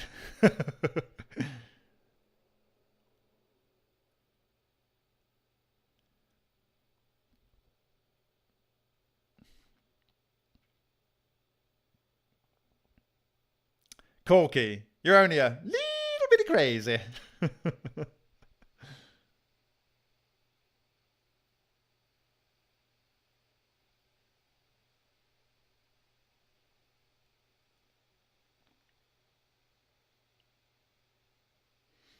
Like I say, I have probably 50 tabs somewhere. I've got a mosquito I'm chasing now. It's going to be biting me soon. I have about, I don't know, 20 or 30 papers on this whole subject of quantum fluids. It'd be interesting to see what you come up with. If you go and have a look out there, see if you can find the same ones that I've been mulling over the last couple of years. But yeah, it's, you know, I met Andrei Chistolinov in Sochi in 2018, in October 2018. And, you know, he already had, I guess, the initial kind of thinking going on this lines. But he's from the Russian Academy of Science. It's a very, very serious piece of work that's been done here. It should be taken seriously. In my view, you need fractal clustering to enable the structures that we actually witness. And we know that it fractally clusters because we've physically seen it do it.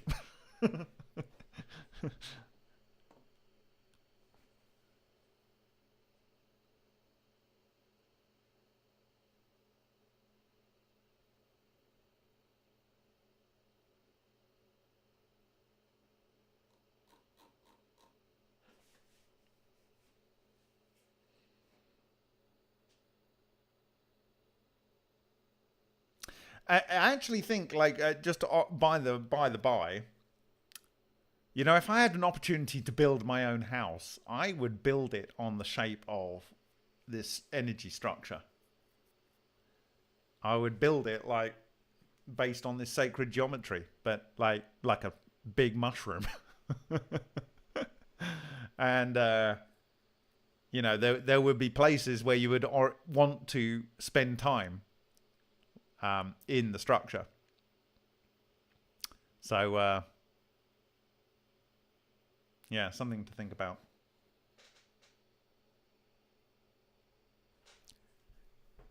Gonna leave this image up with this.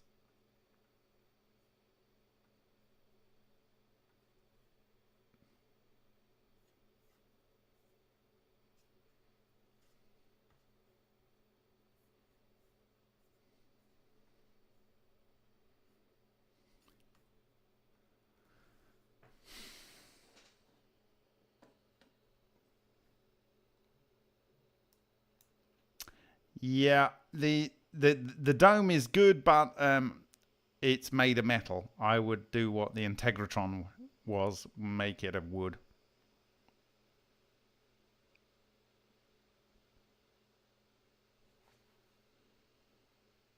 Yeah, the Integratron is a better design.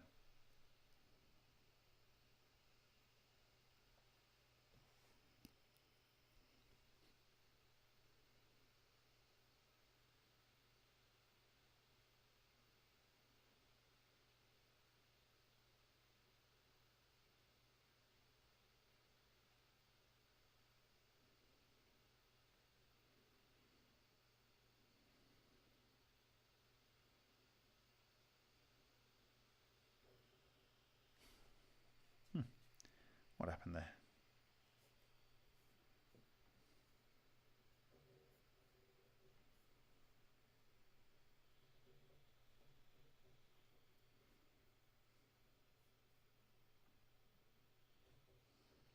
Okay, I'm going to see if you've got any questions. If not, I will bid you adieu.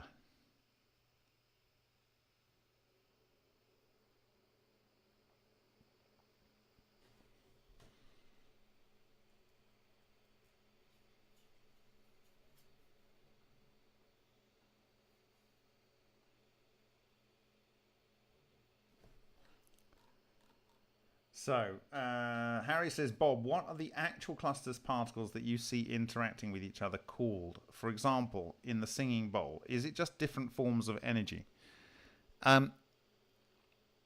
So, what Chistilinov is arguing, and I don't disagree, is that when you have intense vorticity, then you get turbulence within the condensed dark matter that is within and hidden to normal detection methods in ordinary matter. And that when this itself is aggregated to a certain level, it can influence ordinary matter, including leading to LENR, low energy nuclear reactions.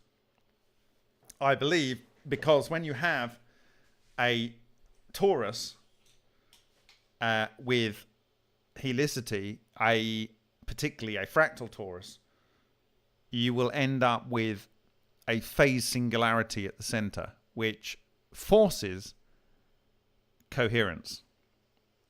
And so not only do you have the coherence within the center of each of the subfractals of the tori within their own toroidal moment, you have one in the center line in the overall fractal structure at the highest level, which has a phase singularity.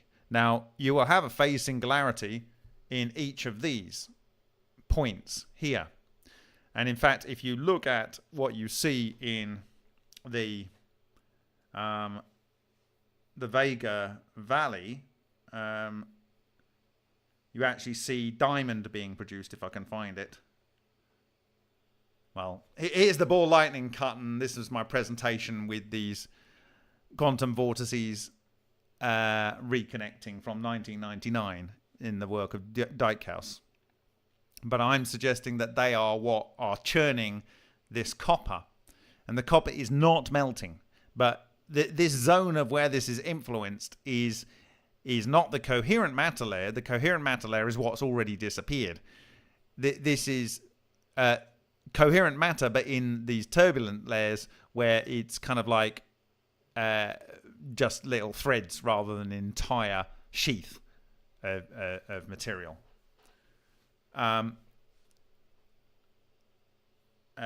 So it's actually, where was I going to go there? I was going to find something else. Let me go. Is it in here? No. Is it here? No.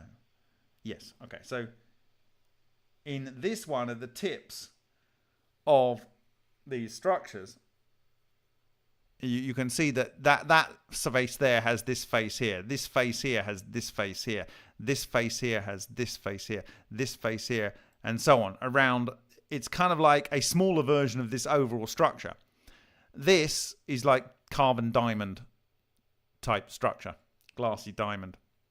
Okay, so I believe that in the center of the vortices, it forces this production of carbon. And carbon is triple alpha, but it is the only alpha. It's the highest temperature alpha conjugate material. Obviously, helium is gas. Two alpha particles is beryllium that decays to 2 helium. If you have oxygen, that's a gas. So it's not surprising that you get carbon forming. And so I would argue that right down here at the center of, if you can see my mouse down here on the right, in this cell, this vorticity in the superfluid here is most intense here in the dark matter, and that leads to the production of this here.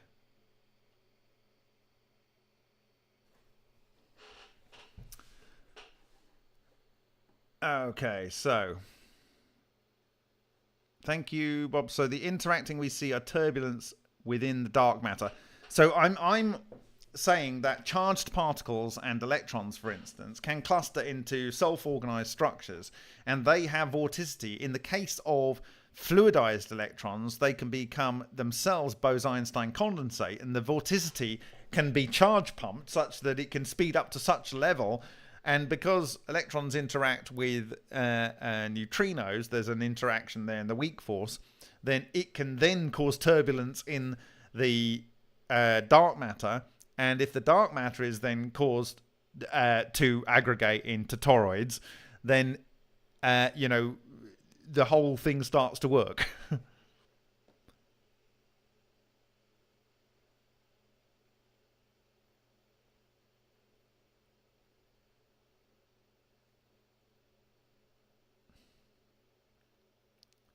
So, 3 says, would you be so kind to create more comparison videos concerning ancient symbols, glyphs, artifacts? Yes, I have a whole series of presentations that I want to, well, it'd be one major presentation that I want to share on my reasoning for going to Delphi earlier in the year.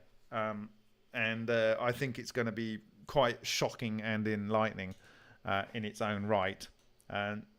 Again, it's pretty certain to me that these guys knew what they were talking about, and then over a period of time they lost it, or it's been kept for certain people.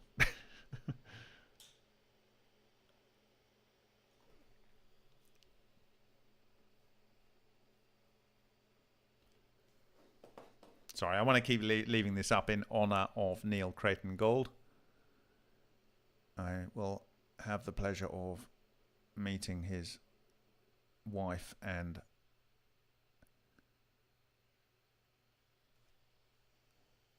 father on Thursday on behalf of everyone.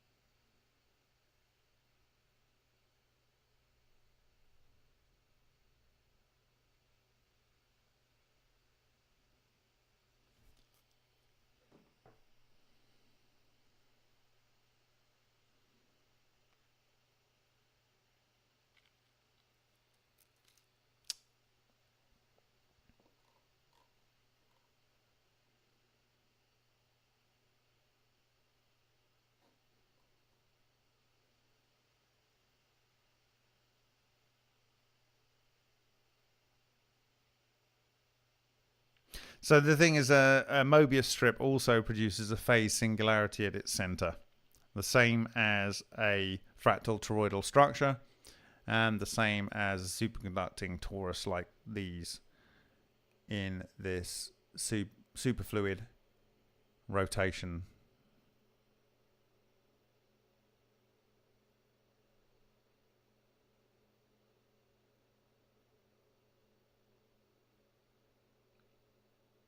Okay, if anyone's got any other questions, please ask them at remoteview.icu.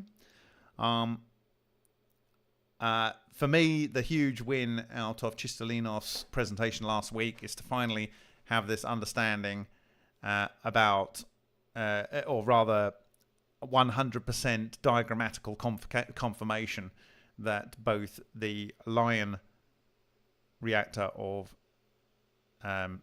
Neil Crichton Gold was producing macrostructures of superfluid something, and that's also going on in the Vega experiment, the Vega Valley, and the Froude number, which gives us an understanding of what can cause the ejection of water in a singing bowl. And I went through how sound can produce rarefaction pulses, can produce a stream of solitons, and this is already practically employed in heat generation systems. And I then described how the production of these dark matter vortices, these relic neutrino solitons that carry more dark matter with them, could aggregate, be projected into metals and aggregate in the metals and lead to the Hutchison effect. And if you think about it, if you have a whole bunch of these things joining together, if you have a whole bunch of these things joining together in the way that I was kind of describing here, you can have very, very powerful, like at the moment I've got effectively a north and a south pole here annihilating. But if you had a north and a north pole, and these were being fed with more and more and more of these clusters to merge into bigger and bigger and more intense vortices, then you could imagine that that would result in the forcing apart of a structure, and maybe the twisting of it like we see in this one. Okay. And depending on the orientation of the substructures and how that builds, you can imagine that the desire for these things to align themselves might end up resulting in twisting something like that. So Ken Shoulders did wonder for a while how the EVOs got into matter, but if they're already there, they can be stimulated to aggregate. And if they are projected into matter in this way, then they could aggregate anyway. So I think really the whole lot's coming together. And as Ken Shoulders said, you know, very, very simply, he associated homemade weakly interactive massive particles as being a form of dark matter, and that this has been made possible through the work of his work, Shoulders, Hutchison, and Podkletnov. And we know that Hutchison's was transmuting. Ken Shoulders claimed transmutation. Podkletnov claimed transmutation. We know for certain Podkletnov was all based on superconductivity. Shoulders was based on superconductivity and also superfluidity of electrons. And there we go. So this is connecting dark matter with all of these other aspects in the writings existent already of Ken Shoulders. Okay. So Join the Technicians has said, do you remember which coil David Butley is talking about? Not entirely sure. What presentation was in where explanation where they discharged a cat bank through a coil and ball lightning popped out of the center of it. Right, yeah, it was a long time ago. I will dig it out, but yeah, they didn't really define the coil, but yes. No, it was some work at a major lab, something like Philips, I think. Don't know. whatever it was, it would sure to be employing somehow in its structure this process. Don't know. They weren't. Okay, David's saying they did give enough details to figure it out. I will try and find it, but I'm a little bit engaged. So if someone else can find it first, then that would be great. I probably need to get to sleep because I need to be good for tomorrow to prepare to go to the UK and also to get out the door the last presentation of the Russian community for this spring-summer season, which will be Alexander Parkhomov's work on strange radiation with Vladimir Zhigalov. So thank you very much for your attention. This was Ode Superfluid, and it's a for me it's a lifelong personal journey to understand fluid dynamics. I'm not saying I'm an expert, I'm certainly not an equation expert, but I like to see what it does, and it would appear that it works in all forms of matter.